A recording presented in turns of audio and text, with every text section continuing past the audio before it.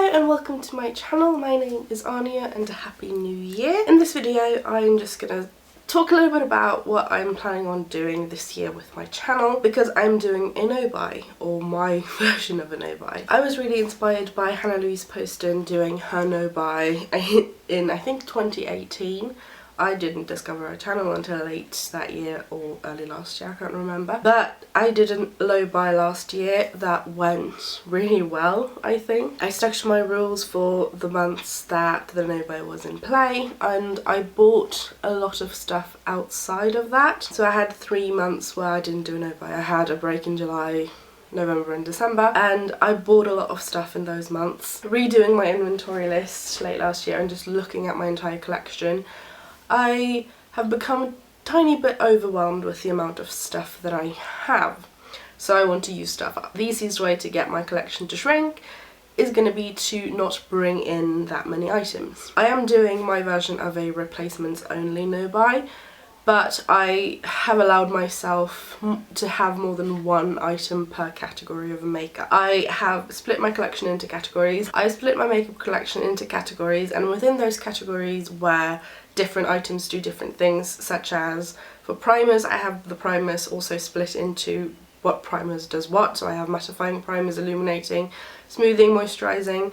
For foundation and concealer, I sort of did it by coverage level, so light coverage, medium coverage, full coverage, sheer coverage. For powders, I did it by finish. Eyeshadows, I've done them by both finish and colour. And lip products, I have done them mainly by colour. What I have also done is gone through my entire makeup collection item by item and decided what number for each category makes sense for me to keep. I am going to also get a little bit better this year about decluttering stuff. I'm not very good at letting go of stuff. If you saw my different type of declutter series that I did late last year, I don't get rid of stuff. I like to try and pan stuff if possible. But a comment on one of those videos, I think it may have been my eye declutter, the comment essentially said that if I keep panning stuff that I don't like, the stuff that I do like and love is going to go bad before I can reach them. And that made me realise that that is very true, and my collection is too big for me to be able to pan every single item before everything goes bad. So I've sort of looked through everything and prioritised my favourites.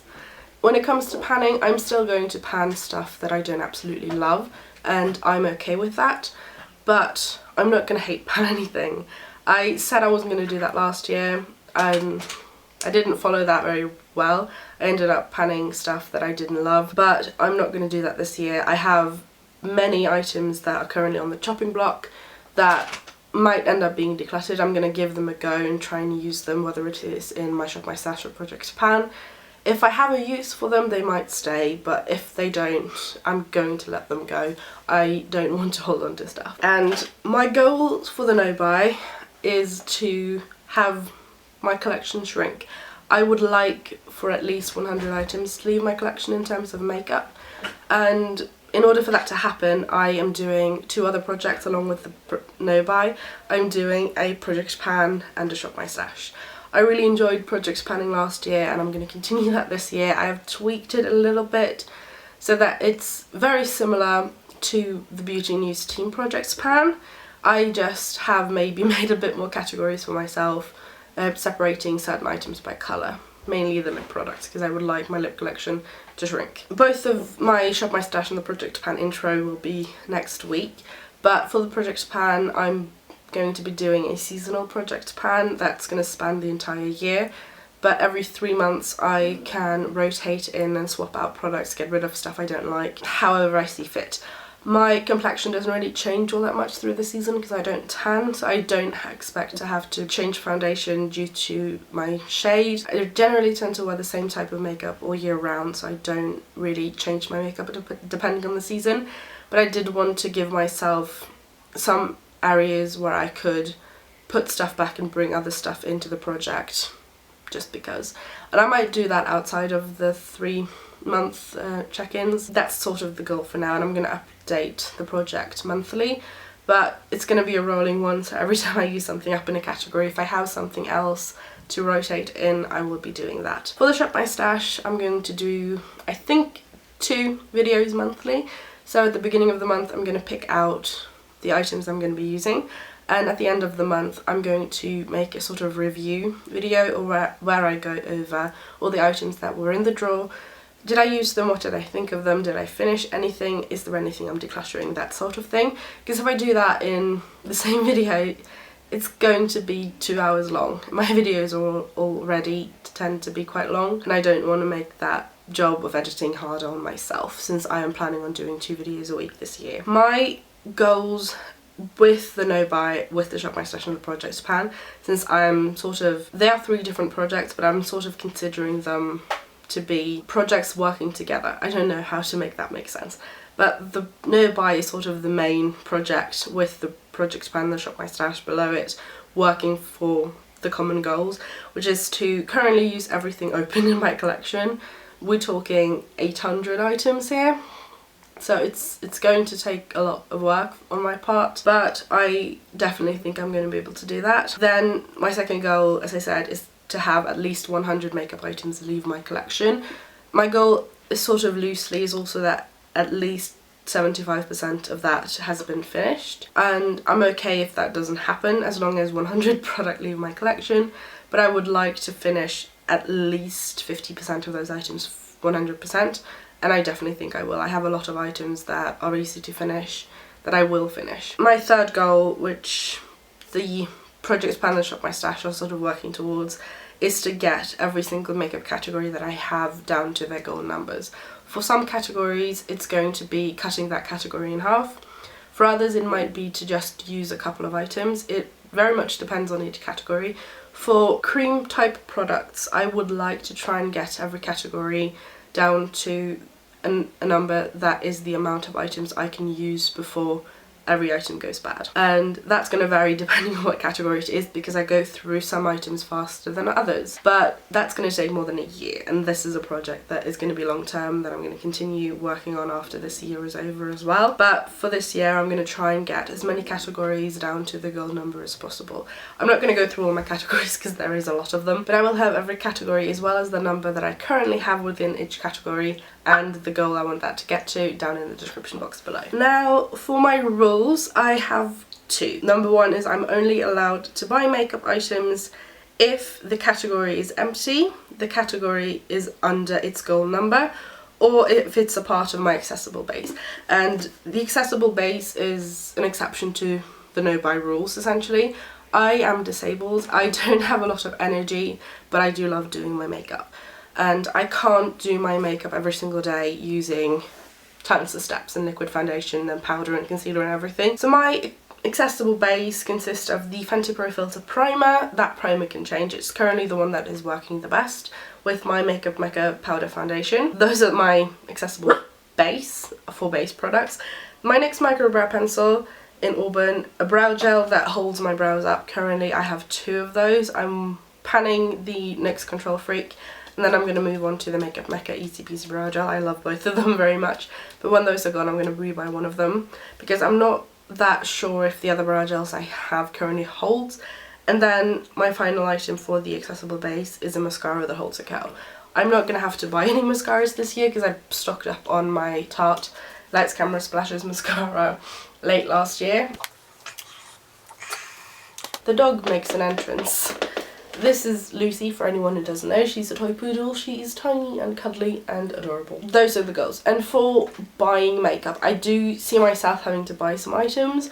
I know I'm going to run out of my brow pencils, but if I get a category to 0, I'm allowed to buy 1 item for that category. The reason why I ended up splitting a lot of my main categories into smaller ones here is because if I run out of all my nude lip liners, I don't want to also have to use up all of my reds and stuff to buy a nude lip liner. When I run out of all my nude lip liners, I want to be able to buy a nude lip liner if it is something that I'm going to use. That's why lip liners and lip colours are split by colour, so that if I run out of one colour, I'm allowed to buy another one into that colour if it's a colour that I use. The key here being if it's something that I use. If I use up all of my, let's just do nude lip liners, and throughout the year find I don't have a need for lip liners in nude lip colours, I'm not going to buy any. I am also fine with having more than 1 item in each category, which is why the sort of second part of the what I'm allowed to buy is if the category is under its goal number. If I can get the categories down to the goal number and below, I am allowed to buy something into a category as long as the goal number is not moved up. So if a goal number for a category is 5 items and I have 4, I can buy 1 more, but I cannot buy 2. It cannot go above that goal number. I am not counting buying gifts for people into this rules because that wouldn't really make sense for me. And I'm also allowed to, you know, wish for stuff for my birthday and for Christmas, both of which are in December. So if there's something that comes out in February that I want, it's going to be a long year. But I don't really think it's going to be a problem. I have been put off by buying makeup this year purely because of how large my collection is. If you saw my video of the makeup that I bought on my low buy year, I bought a lot, and me saying that I was put off from buying makeup may not seem like the correct statement. And in a way it's kind of isn't. I did buy a lot of makeup, I'm not going to deny that. I bought 80 some items.